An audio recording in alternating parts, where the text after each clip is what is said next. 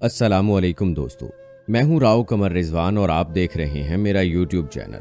दोस्तों, आज की कहानी ऐसी लड़की की है जो बहुत खूबसूरत होती है और एक लड़के की मोहब्बत के जाल में फंस जाती है और बाप और भाइयों को जोर जबरदस्ती मनाकर मर्जी से शादी करती है।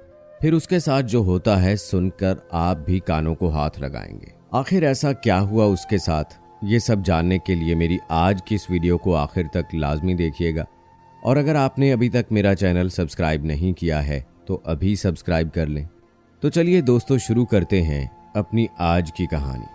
अब वो पहले सा रूप तो ना रहा, उम्र और वक्त की गर्द ने असल तस्वीर को धुंधला दिया है। मगर आज भी आईने के सामने ठहर कर अपना जायजा लेती हूँ तो निखरी निखरी सूरत देखकर अल्लाह का शुक्र अदा करती हूँ कि उसने मुझे लाखों में एक बनाया और इस हसीन चेहरे को दुश्मनों के हाथों से झुलसने से बचा लिया। ये बहुत दूर की बात नहीं, 10 बरस पहले का किस्सा है। उन दिनों मुझ पर भी कलियों का सा रूप था। शहाबी रंगत और नरगसी आंखों में पड़े गुलाबी डोरे देखने वालों को दीवाना किए देते थे, लेकिन मुझे अपने हुस्न की सहरंगेजी का कतई एहसास नहीं था। मैं अपनी खूबसूरती के जादू से नावाकिफ थी और इस नावाकफियत में अम्मा की गहरी तरबियत का हाथ था। जब सारा जमाना मुझे हूर शमाइल गर्दानता, तभी अम्मा मुझे बदशक्ल और निकम्मी सूरत कहकर धुतकार दिया करती। उन्होंने बड़ी दानाई से कभी महसूस न होने दिया कि मैं गैर मामूली तौर पर हसीन हूँ। वो नहीं चाहती थीं कि मैं अपने हुस्ने ख्वाबीदा से आशना हो जाऊं और खुदबीनी और खुद आराई पर माइल हो जाऊं। खूबसूरती में अम्मा भी किसी से कम ना थीं। अगर ये कहूँ कि हुस्न बांटते वक्त अल्लाह ताला ने मेरे घर वालों के साथ बेहद फ्याजी से काम लिया तो बेजा ना होगा। मुझसे बड़े चारों भाई भी मर्दाना वजाहत का पैकर थे। मैं घर में सबसे छोटी और सभी की आंखों का तारा थी। अम्मा बाबा निगाहों ही निगाहों में मुझ पर सदकेबारी होते थे, मगर उन्होंने अपनी इस वालेहाना चाहत का भी इस तरह इजहार नहीं किया कि मैं खुदसर हो जाती या मुझे अपनी हसीन शक्ल सूरत पर गरूर हो रहता। प्राइमरी पास करके सेकेंडरी में दाखिला लिया तो स्कूल की लड़कियों ने मेरी सूरत को सराहा और मुझे बावर कराना शुरू किया कि मैं हुस्न की मलका हूँ। वो मुझ पर रश्क करती तो उनकी सताइश भरी नजरों का मफहूम समझकर मेरा अंग अंग खुशी से नाच उठता। ये उम्र का वो हिस्सा था जब किसी को चाहे और चाहे जाने की ख्वाहिश शदीद हो जाती है। जो हुस्न हो तो दौलत की चाह होती है, मगर मुझे तो खुदा ने हुस्न और दौलत सभी कुछ दे रखा था। खुद को खुश नसीब क्यों न समझती। उन्हीं दिनों एक सहेली की शादी में रेयान से मेरी मुलाकात हुई। वो मेरी सहेली का चचाजाद भाई था। दिखने में खाते पीते घराने का लगता था। शादी के हंगामों में वो बढ़ चढ़कर हिस्सा ले रहा था। तानिया मेरे बचपन की साथी थी। अम्मी ने मुझको उससे मिलने से भी ना रोका था। मैं उसके घर जाया करती थी। उसकी शादी के दिनों में मेरा उसके वहां आना जाना बढ़ गया। वहां रेयान भी होता, तब भी उससे आए दिन मुलाकात हो जाती। ये रस्मी मुलाकातें चंद दिनों में ही एक नए रंग में ढल गईं। शादी का हंगामा सर्द पड़ गया, लेकिन मेरी रेयान से मुलाकातें जारी रहीं। वो मेरी जिंदगी में आने वाला पहला साथी था। उसकी कुर्बत ने मुझको बहादुर बना दिया। अब अक्सर स्कूल से छुट्टी करके उसके साथ किसी पार्क या रेस्टोरेंट में जा बैठती, जबकि इससे कबल मैं ऐसी जुर्रत का सोच भी ना सकती थी। अम्मी से पूछे बगैर किसी दोस्त के घर जाते हुए भी डरती थी, मगर मोहब्बत के नशे में डूबकर इंसान हर समंदर को पार कर जाता है। रेयान की चाह ने मुझे भी अब हर खौफ से बेगाना कर दिया था। रेयान के बारे में इतना जानती थी कि वो किसी कंपनी में मैनेजर है। वालदैन पंजाब के किसी कस्बे में रहते हैं और जिम्मेदारी करते हैं। उसकी वालदा का इंतकाल हो चुका था। रेयान ने बताया था कि उसके वालिद इस हद तक पुराने ख्यालात के मालिक हैं कि उन्होंने कभी रेलगाड़ी का भी सफ़र नहीं किया है। वो अभी तक घुड़सवारी के दौर में जी रहे हैं। कराची जैसे शहर में भी आने का नहीं सोचते। यूं भी सफ़र उनके लिए महाल था। बुढ़ापे और बीमारी ने उनको सफ़र के काबिल ना छोड़ा था। जब माँ को इल्म हुआ कि मैं रेयान से शादी की ख्वाहिशमंद हूँ तो उन्होंने तरीके से अपने तौर पर इस रिश्ते का तज़करा मेरे भाइयों से किया। वो कतई राज़ी ना हुए। मैं अपने 4 भाइयों की इकलौती बहन थी। भला ये लोग क्यों मेरा हाथ किसी गैर ख़ानदान के तन्हा नौजवान के हाथ में देना गवारा कर सकते थे। घर वाले उसके साथ न थे तो ही भाई रेयान को लावारिस कहकर पुकार रहे थे। कहते थे तन्हा ब्याहने को आने वाला लावारिस होता है। ऐसे को बहन देकर क्या हम अपनी बहन को भी बेसहारा कर दें? घर वालों के अल्फाज पर मैं बरमला एहतजाज कर सकती थी, लेकिन मुसलसल खामोशी और गुमसुम रहने से सब समझ गए कि मैं रिश्ते के ठुकरा देने पर अफसरदा हूं। जब रेयान का रिश्ता मेरे भाइयों ने रद्द किया तो उसने हिम्मत न हारी।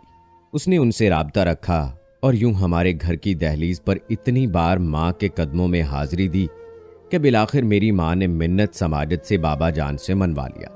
बज़ाहिर इस रिश्ते में कोई खराबी ना थी, सिवाय इस एतराज के कि रेयान के बाप इस शादी में शामिल ना हो सकते थे।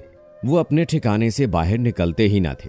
बड़े शहरों की लड़कियां उनकी नज़रों में आज़ाद ख्याल थीं, जो देहात की बहुएं बनने के काबिल ना थीं। माँ भाइयों को भी समझाती कि बेटियों के अच्छे रिश्ते आजकल मिलना मुश्किल है और रेयान में कोई खराबी नहीं। रिश्ता चूंकि तुम लोगों को घर बैठे मिल रहा है, तभी इसकी कदर नहीं कर रहे हो।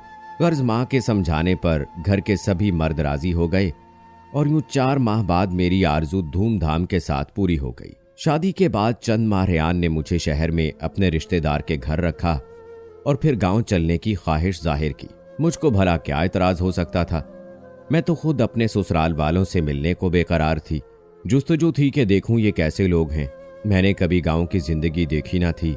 सरसब्जो शादाब खेत, गुनगुनाती नदियां और बुलंदियों पर से गिरने वाले झरनों का तरन्नुम, दरिया की लहरों से फूटती मौसीकी और देहात के बारे ऐसे ही दिलफरेब हिकायतें और पुरलुत्फ मनाजर किताबों में पढ़े थे या फिल्मों में ये सब देखा था। जब जीवन साथी ने खुद इस अनदेखी जन्नत को दिखाने की पेशकश की तो दिल खुशी से उछल गया। शादी के बाद पहली बार ससुराल जा रही थी। दिल खौफजदा भी था कि ये लोग शादी में ना आए थे। खुदा जाने अब कैसा इस्तकबाल हो और कैसे पेश आएं। सुना था कि देहाती मोहब्बत वाले और सीधे सादे होते हैं, मगर एक अंदेशा था कि वो बहू के रूप में एक शहरी लड़की को कबूल करेंगे भी या नहीं। उनको ये दुख तो होगा कि अपने हाथों बेटे के सर पर सेहरा ना सजा पाए थे। अपने इस खदशे का जिक्र रेयान से किया तो वो हंस दिए। कहा, पागल हो गई हो? मेरे बाबा जान बेहद मेहरबान और अच्छे इंसान हैं और ये शादी मैंने उनसे इजाज़त लिए बगैर नहीं की। वो कराची आने से माजूर थे। ज़ईफ़ और बढ़ापे की वजह से हमारी शादी में शिरकत न कर सके, मगर वो हमसे नाराज़ नहीं रह सकते। वो तुम जैसी पढ़ी लिखी चांद जैसी बहू को पाकर निहाल हो जाएंगे। गर्ज कितनी ही देर तक वो अपने वालिद की दिलचस्प बातें बताते रहे और मैं उनकी बातों में खो गई। इस हफ्ता वो मुझको लेकर अपने आबाई कस्बे पहुंचे। गांव के दस्तूर के मुताबिक उन्होंने मुझे सर से पैर तक खुद को एक बड़ी सी चादर में ढांपने को कहा था और मैंने रेयान के हुक्म की तामील की थी। हम गांव पहुंचे। ये 500-600 कच्चे पक्के मकानात पर मुश्तमिल एक आबादी थी, जिसके अतराफ में खेत ही खेत थे। इस इलाके में मेरे ससुर और शौहर की धाक बैठी हुई थी। रास्ते में जो भी मिला उसने अदब से झुककर रेयान को सलाम किया और न्याजमंदी से खैरियत पूछी। नीम पुख्ता सड़क पर काफी दूर सफर करने के बाद बिलाखिर खेतों के दरमियान सुर्ख पुख्ता ईंटों से बने एक बड़े से मजबूत घर के सामने हम जा रुके। वसी डेवड़ी पार करके हम अभी अंदर पहुंच भी ना पाए थे कि हमारी आमद की खबर हर तरफ फैल गई। इधर उधर के घरों से लोग निकल पड़े। रेयान भाई आ गए का नारा हर जुबान पर था। रेयान मुझको साथ लिए सीधे अपने बाबा जान के कमरे में गए। सफेद पट्टियों से बनाए गए रंगीन पांव वाले पलंग पर मुल्तानी छापेदार पलंग पोश बिछा था और उस पर गाव तकिया से टेक लगाए एक तंदुरुस्तो तनोमंद शख्स बैठा था। करीब ही पीतल का चमकदार हुक्का रखा हुआ था, जिसको वो चिलम भी कहते थे। सफेद लुंगी कुर्ते में उनका दबदबा साबित था और लिबास की नफासत में उजलापन उनकी तमकनत को जाहिर करने को काफी था। रेयान ने अदब से झुककर उनको सलाम किया और फिर धीमे लहजे में निगाहें झुकाकर मेरा तारुफ कराया। ये आपकी बहू समीना है, सलाम कहने आई है। उन्होंने रोब भरी एक गहरी निगाह मुझ पर डाली और मेरे बारे एक लफ्ज भी उनकी जुबान से अदा ना हुआ। सिर्फ कहा तो इतना, अच्छा। मैं सर झुकाए चंद सेकंड खड़ी रही तो रेयान गोया हुए। अब्बा जान, क्या हुक्म है? अपने कमरे में ले जाओ इसे। ठहर ठहर कर और चबा चबा के उन्होंने ये अल्फाज अदा किए। मेरे आंसू पलकों तक आ गए कि ससुर ने पहली बार देखकर मुझे दुआ भी ना दी थी। शायद कि उनका यही तरीका था। रेयान मुझे कमरे में बिठाकर चले गए। इसके बाद ऊंची आवाज से उनकी बातें करने की आवाज आई। वो अपनी मादरी जुबान में गुफ्तगू कर रहे थे, जैसे दोनों में कुछ तकरार हो रही हो। मुझको सिर्फ आवाज सुनाई दे रही थी, मगर गुफ्तगू के मानी न समझ पा रही थी। मैं कमरे के एक कोने में दबकी थी। इस असना में उनकी मुलाजमत जन्नत मुझको शरबत देने आई। मैंने पूछा, क्या कह रहे हैं ये? झगड़ा हो रहा है क्या? नहीं बीबी, ये ऐसे ही बोलते हैं, बस जरा ऊंची आवाज में। आप परेशान ना हो, आराम करें। जरा देर बाद रेयान आ गए। उनका चेहरा सुर्ख और तमतमाया हुआ था। मैंने बेकरार होकर सवाल किया, क्या हुआ? क्या कुछ बुरा भला कहा है आपके बाबा जान ने? नहीं, वो बोले, ऐसी कोई बात नहीं, तुम में यही खराबी है, जरा जरा सी बात पर सहम जाती हो। इस रोज के बाद मेरी सुसर साहब से कोई बात ना हुई। सामना हो जाता तो मैं नजरें नीची रखती और सलाम करती। वो कहकर आगे बढ़ जाते। इस रवैये से साफ जाहिर था कि खफगी तो थी उनको, मगर कभी सख्त लहजे में मुझसे बात ना की। यहां आए 2 माह हो चुके थे। एक रोज रेयान शहर गए हुए थे और मैं कमरे में अकेली थी कि किसी ने दरवाजे पर दस्तक दी। मैंने उठकर दरवाजा खोला। ये देखकर हैरान रह गई कि एक नौजवान और उसकी वालदा सामने खड़े हैं। खातून मेरे ससुर की बहन थी और साथ उनका बेटा जफर था। ये तारुफ खातून ने कराया और बोली, अच्छा तो तुम मेरी बेटी की जगह लेने आई हो? जिस पलंग पर बैठी हो जानती हो ये किसकी सेज है? ये मेरी बेटी की सेज है। इस पर उसके बेटे जफर ने कहा, मगर अम्मा, हम इसको ये तो नसीब ना होने देंगे। माँ बोली, चुप रहो, इसका कसूर नहीं, कसूर रेयान का है। इसका क्या लेना देना? क्यों नहीं, इसी ने तो उसको फांसा है।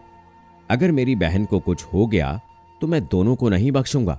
नौजवान के तेवर खतरनाक देखकर उसकी मां ने उसे बाजू से पकड़ा और खींचकर बाहर ले गई। ये मेरी रेयान के करीबी रिश्तेदारों से पहली मुलाकात थी। ससुराल वालों से मिलने का शौक झाग की तरह दिल में बैठ गया। उसी शब 8 बजे दोबारा दरवाजा खुला और जफर हाथ में बोतल लिए बेधड़क मेरे कमरे में दाखिल हो गया।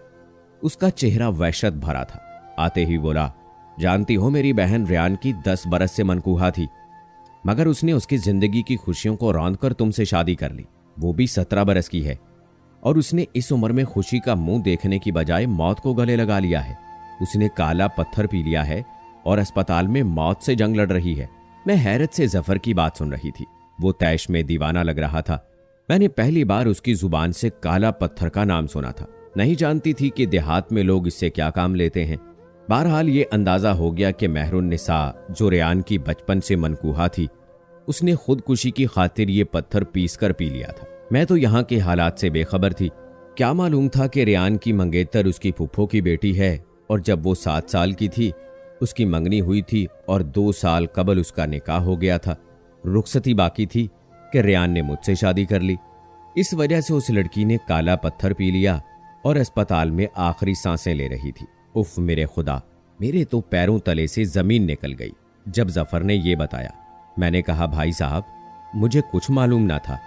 रेयान ने यह सब नहीं बताया, वरना मैं भी उससे शादी ना करती। मगर वो जैसे मेरी आवाज ही ना सुन रहा था। उसने फौरन पीछे मुड़कर कमरे की चिटखनी चढ़ाई और यूं मेरी जाने बढ़ा जैसे कोई शिकारी शिकार की तरफ बढ़ता है। मैं पीछे हट गई, दीवार से जा लगी। मुझे अपने बचाव की कोई सूरत नजर नहीं आ रही थी। तभी पास पड़ी मेज पर रखी चीजें मैंने उठा उठाकर उसको मारना शुरू कर दी। पाउडर का डब्बा, शीशे का गुलदान, जो भी था ताक कर मारा। गुलदान उसके हाथ में पकड़ी बोतल को जा लगा और बोतल में भरा पानी सा उछलकर जफर के मुंह और आंखों पर गिर गया। उसका चेहरा, बाजू, कमीज, सब पर वो गिर गया। इतने में सुसर साहब दौड़े आए और दरवाजा पीटना शुरू कर दिया, क्योंकि जन्नत देख चुकी थी कि जफर तेजाब की बोतल लिए कमरे में घुसा है। मुलाजमाएं भी दौड़ी आ गई थी। इतने में रेयान भी आ पहुंचे और जफर को काबू किया। तेजाब जो वो मुझ पर उंडेलने आया था, खुद उसी में नहा गया था। वो बुरी तरह झुलस गया था, फिर तकलीफ से बेहोश हो गया। उसे अस्पताल ले गए। हवेली में शोरोगुल था। नौकर चाकर इधर उधर भाग रहे थे। न जाने किसने पुलिस को खबर कर दी थी। डॉक्टर के साथ पुलिस भी आ गई थी, जिसने मेरा बयान कलम बंद किया। अब यहां रहना मेरे लिए खतरे से खाली न था। बस मैंने ख्वाहिश की कि मुझे मेरे मैके पहुंचा दिया जाए। पुलिस की हिफाजत में ही मैं मैके आई थी। पुलिस को मैंने ये बयान दिया कि मुझ पर जफर साहब तेजाब फेंकने आए थे, मगर ताकुब में दौड़ भाग के नतीजे में ये खुद ही मसहरी से टकराकर गिर पड़े। चूंकि उन्होंने बोतल का ढक्कन खोल रखा था, लिहाजा तेजाब उन्हीं के ऊपर गिर गया। केस चला। जाने क्या हुआ, कैसे चला, कैसे खत्म हो गया। रेयान मुझे लेने आए, मैं ना गई। भला क्यों कर जाती। मेरे वालिद और भाई सीना सपर हो गए। कि एक बार खुदा ने हमारी बहन को बचा लिया है, भेजा तो ससुराल वाले जाने इसका क्या हशर करें। मैं खुद भी वहां के लोगों और ससुराल के माहौल से डर गई थी। रेहान की मनकूहा भी बच गई थी, लिहाजा वहां जाने का मतलब सौतन को कबूल करना या उसके भाइयों के इंतकाम का निशाना बनना था। दिल पर पत्थर रखकर मैंने रेहान की मोहब्बत को दफन किया और वालिद साहब की रजा से तलाक ले ली। इसके बाद दोबारा शादी नहीं की। लोग कहते हैं हुस्न भी दौलत है कि जिसको खुदा दे, मगर मैं समझती हूँ बहुत ज्यादा खूबसूरती भी जान के लिए खतरा बन जाती है। जैसे दौलत के पीछे लुटेरे लग जाते हैं, वैसे ही अच्छी सूरत के पीछे भी मैली निगाहें लुटेरे बनकर पड़ती हैं। सोचिए, खुदा ना खास्ता उस रोज अगर जफर अपने इरादे में कामयाब हो जाता तो मेरे हुस्न का क्या हाल होता। आज भी आईना देखती हूँ तो यही सोचती हूँ, सच शुक्र कि वो अपने इरादे में कामयाब ना हुआ और मेरी सूरत बिगड़ने से बच गई। लेकिन आखिर लोग ऐसा क्यों करते हैं? रेहान ने मुझे धोखा दिया था तो आज उसकी सजा अल्लाह ने उसे दी कि उसकी बीवी काला पत्थर पीने के बाद बच तो गई, लेकिन वो माजूर हो गई और अल्लाह ने औलाद भी नहीं दी। अल्लाह ने उसे मुझे धोखा देने की सजा इसी दुनिया में दे दी। इसलिए मैं सबको पैगाम दूंगी कि पहले तो कभी किसी को धोखा ना दें और दूसरा, जहां माँ बाप कहें वहीं खुशी से शादी करें। क्योंकि मैंने भी अपने भाइयों और बाप की बात नहीं मानी थी तो ये सब भुगतना पड़ा। खुदारा अगर कोई ऐसा गलत कदम उठा रहा है तो सीधे रास्ते पर आ जाएं, वरना फिर पछताने के सिवा कुछ हाथ ना आएगा। दोस्तों, कैसी लगी आज की कहानी कमेंट बॉक्स में जरूर बताएं। मजीद ऐसी वीडियोस के लिए मेरे चैनल को सब्सक्राइब करें, साथ में बेल आइकॉन को भी प्रेस कर दें ताकि लेटेस्ट अपलोड होने वाली वीडियोस आप तक बर वक्त पहुंचती रहें। मिलते हैं अगली वीडियो में, तब तक के लिए अल्लाह हाफिज।